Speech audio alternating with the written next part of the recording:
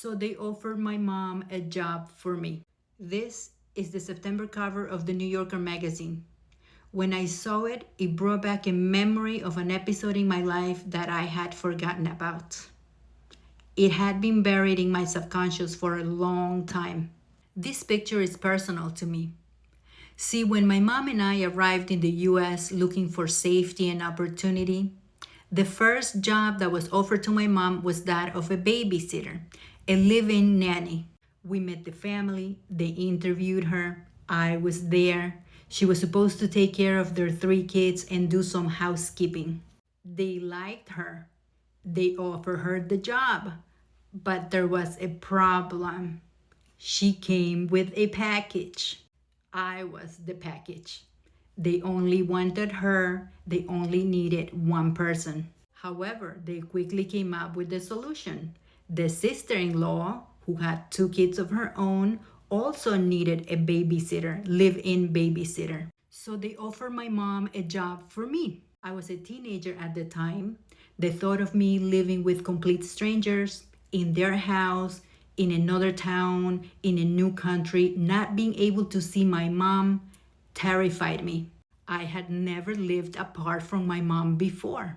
Although I was frightened, I didn't say anything because I didn't want to add to the burden my mom felt, completely alone in a new country, not being able to provide for her daughter.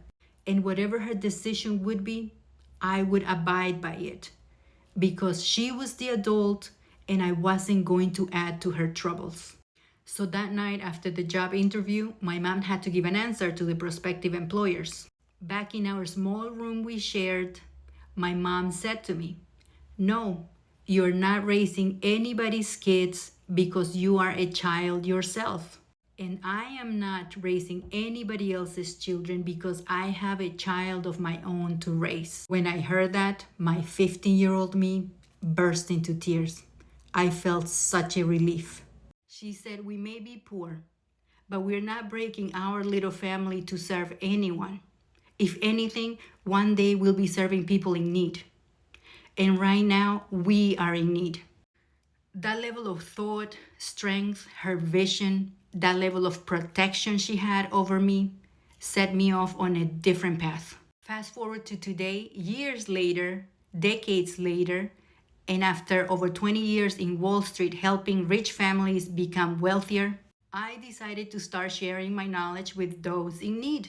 And now I have hundreds of women just like the women in this picture, women of color, Latinas, women of marginalized communities, women who are raising other people's kids, babysitters, nannies, housekeepers, cleaning ladies, women who are taking care of other people's homes at the expense of their own, children, their own families, women who never thought they could be investing, who didn't know what investing is or had any idea how to get started.